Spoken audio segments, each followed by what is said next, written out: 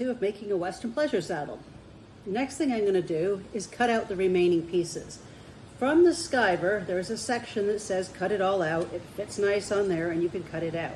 However, for the skiver, I'm only going to use the shoulder, the front cinch liner, and the breastplate liner that goes with the breastplate I have chosen. And that will be cut out of the thin, natural colored leather. And then I'm going to take the seat and the stirrup liners and cut them out of brown suede. So I'm going to use suede side down because that's the good side for me. They've provided black suede, but I've chosen to use brown as discussed. When I'm done, I will get back and show you what that looks like. I have all the pieces cut out now. I have the seat and the stirrup liners in the suede, the front cinch and the breast collar liners in the skiver, and the shoulder in the skiver. Now, I have cut it out and put the little tabs in there for scissors, not far enough. And for the hole, instead of cutting it out, I'm going to mark the center of it with a hole punch.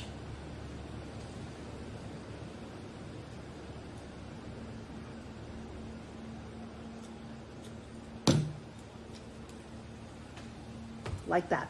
In the reference picture I'm providing, you can see the Western Pleasure Horn's silver pleasure horn is quite small. In the Rio Rondo kit, the horn is larger. So I'm going to sand and file that down.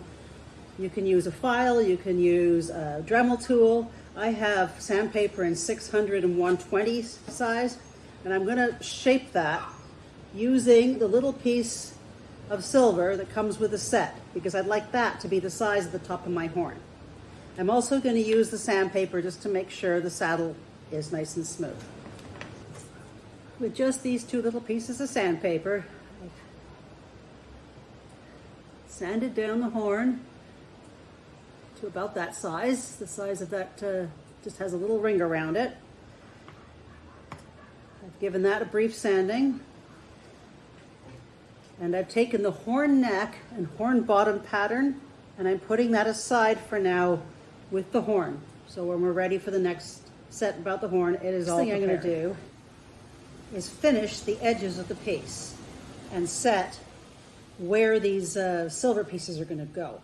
So I'm going to take a silver piece, I'm going to cover it with a piece of scrap leather, make sure it's exactly where I want it, and then I'm going to take a hammer and give it a bit of a whack.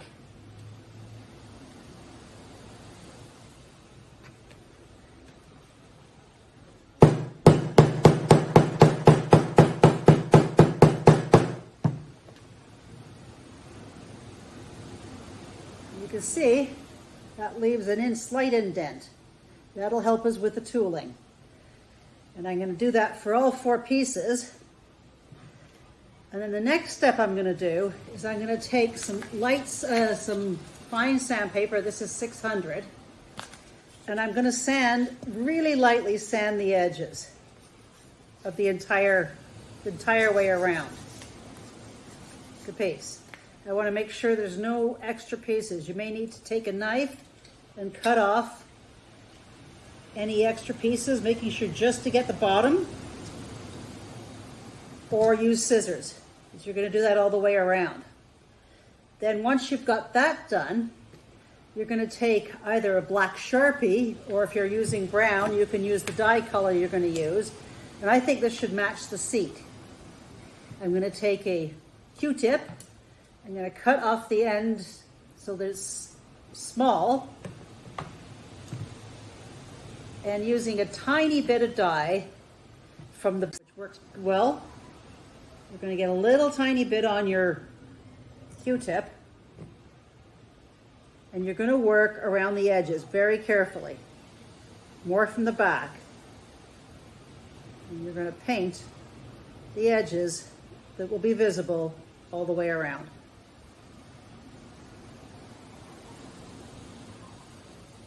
Once you have a nice smooth colored corner, you can then do the exact same round the edge just at the back and put on your super sheen or sheen matte. whatever finish you're going to use on the final saddle.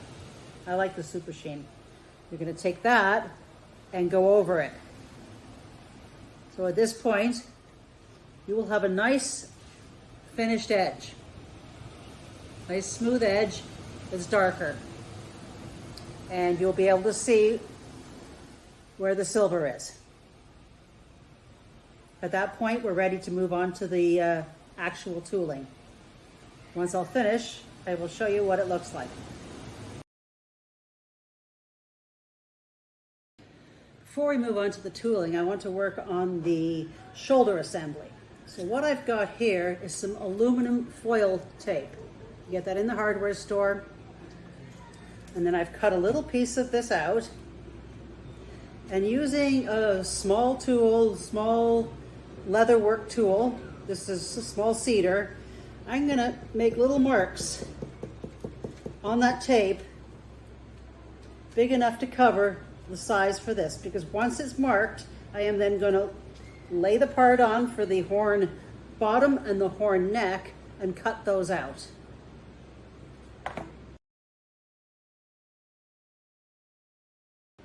I am now going to take this little underside piece and put it under and wrap it under and around. So I'm going to remove the tape off the back, stick it on, and then wrap it.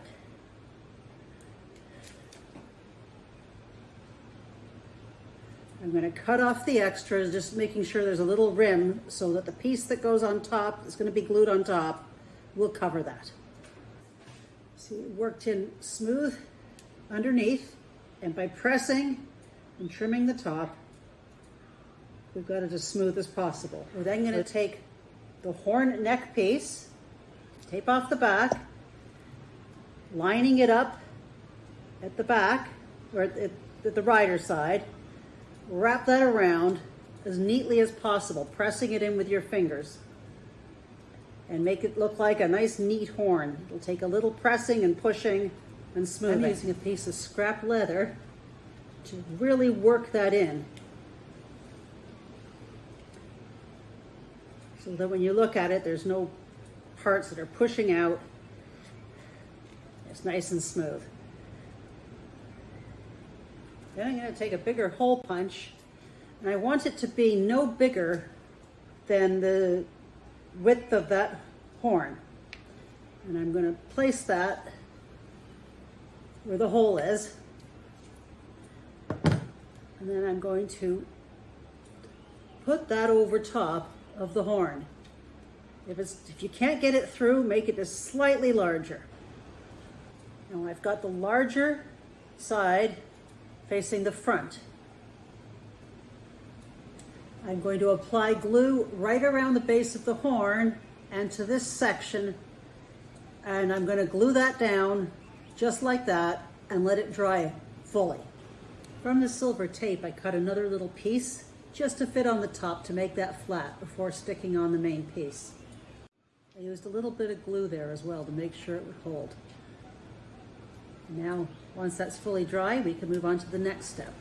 With a toothpick or something, very carefully push the leather down around the silver horn.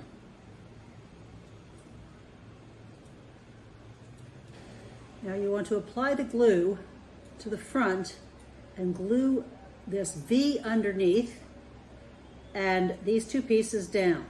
They should not cross the center. If they do, like they do here, you're going to trim it off just a tiny bit so that it's centered. You want them to be around the center line there. Glue that in and let that dry. Next, apply glue along this section. Not under here yet, that'll be the next section, just along here. And when you do it, you want to make sure that these are squared off, because this is going to be cut off at the end.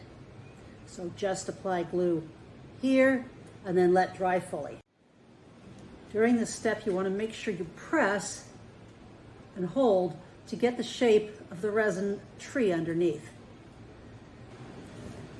Next, you're going to apply glue under to the remaining portion of the resin, and you're going to push that in and trim the leather so that it meets the other side. Leaving all this at the side's fine. It's just the underside we're doing in this step.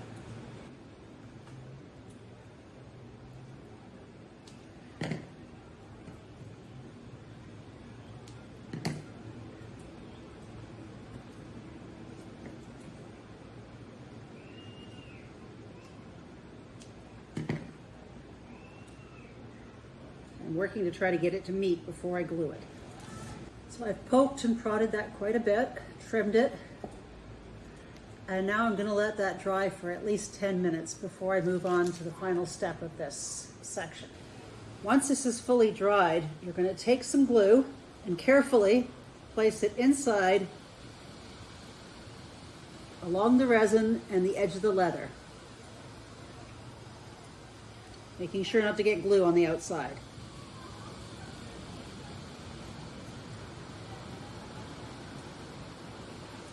Once you do that, squeeze it together so that the seam meets in the middle. And you can use some pliers to squeeze that good and tight. Work it until it's dry to make sure it's good and tight. I do one side at a time.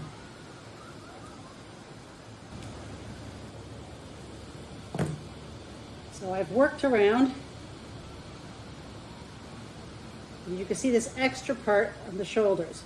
We're now going to trim this off fairly close to the edge once it's fully dry. Make sure you use sharp scissors and be very careful to trim nicely along that edge line. Also note how try to keep that center.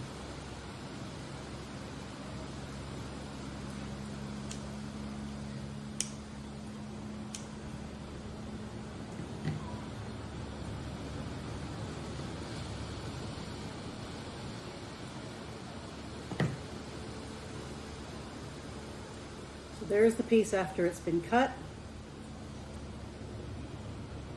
You want to trim it a little more. Just be careful. And make sure it's fully dried before you trim it.